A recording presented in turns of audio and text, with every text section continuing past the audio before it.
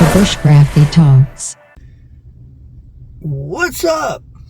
Bushcraft Family back again with another video. Surprise! Oh, this is only October 5th. Well, today I think what we're going to talk about is not too long ago. Well, this was 96, I think it was 97. I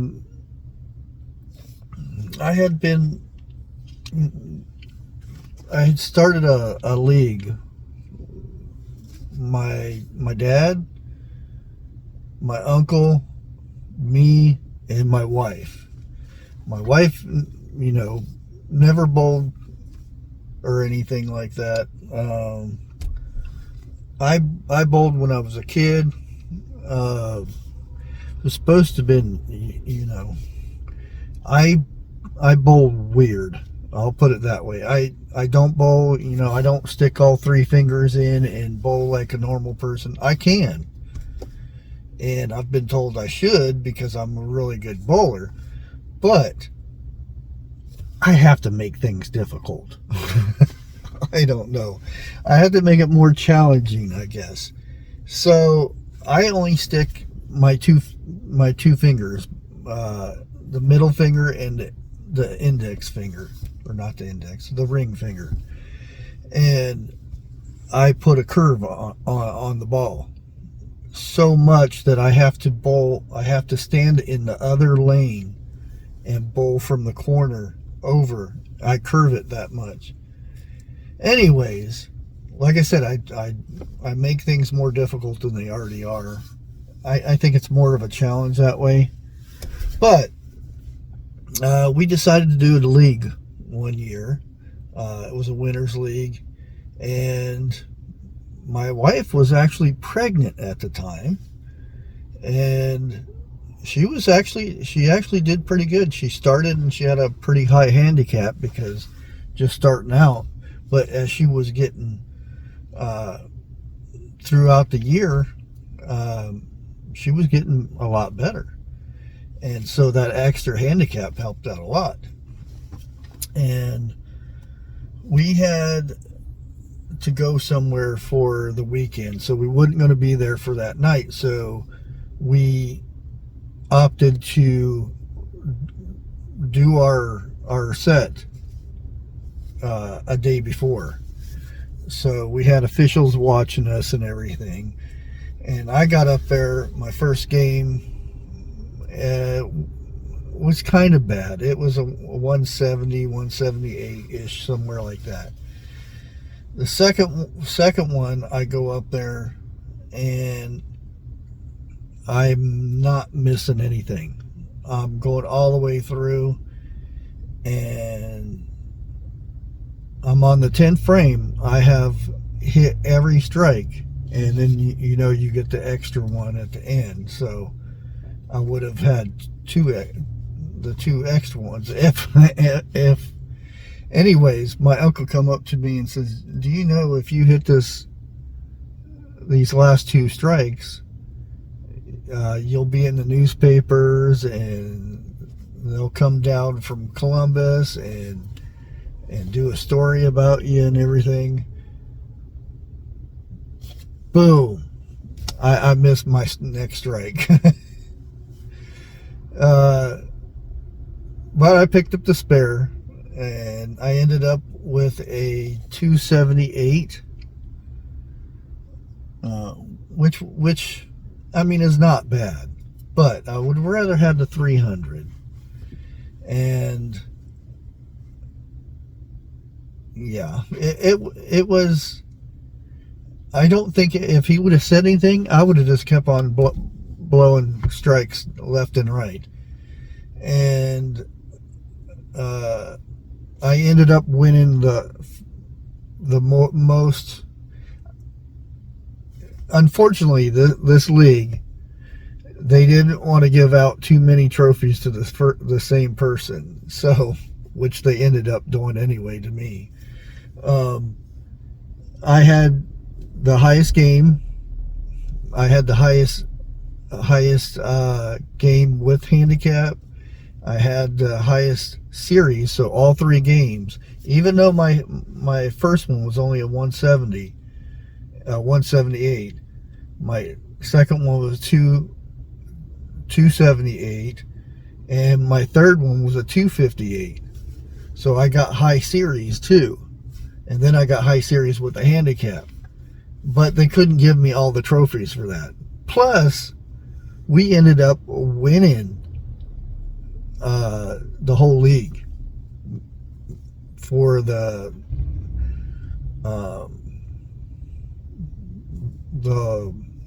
whole league. We ended up in first place. We ended up getting some money. It wasn't much, but and I ended up not going, but they wanted me to bowl for a professional thing that they had going on in Columbus, because I had the highest series in Ohio at that time, even though my first game sucked.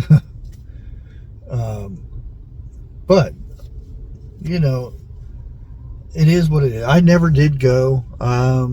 You know, you have kids, and a wife, and all that. My wife wanted me to do it. She said that's something you can always say you were a professional bowler.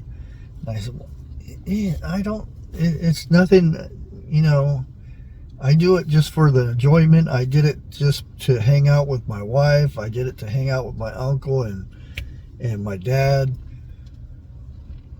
It was somebody weeding over there. It was something just to do. He's actually hitting my truck. It was just something for me to do, you know. I had more enjoyment spending time with my family, basically, than anything. I'm gonna get a big thunk in a minute, and then I'm gonna have to get out and say something. But yeah, bowling had always came easy to me. Even when I was a kid, I did summer leagues for after school and whatnot, and I always did really good. And that time I did it the easy way, you know, with 3 fingers and bowling with a slight curve. But everybody, when they would watch me bowl and everything, they would always stand there trying to figure out how I was doing it. And I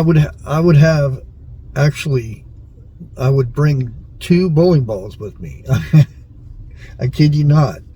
I had an 18-pound ball, yes, 18-pound ball, that I would toss down the, which was one of the heaviest balls you can get.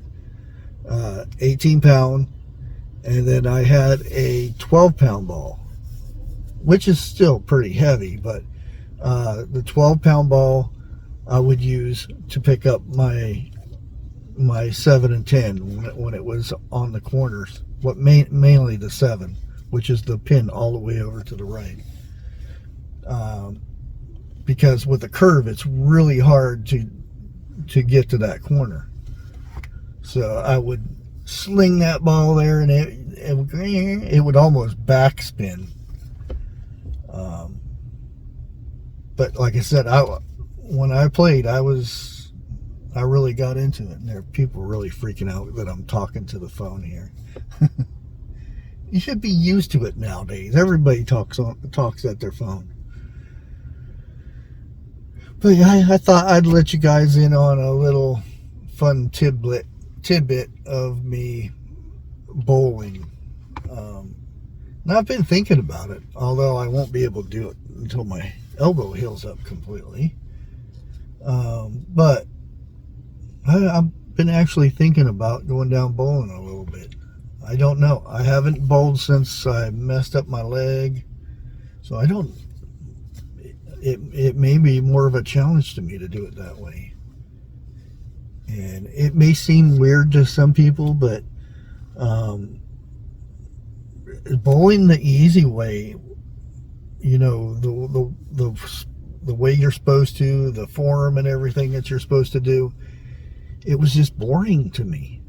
It was just repetitive, just the same thing. And I like the idea of it more challenging. Just holding onto the ball with 2 fingers.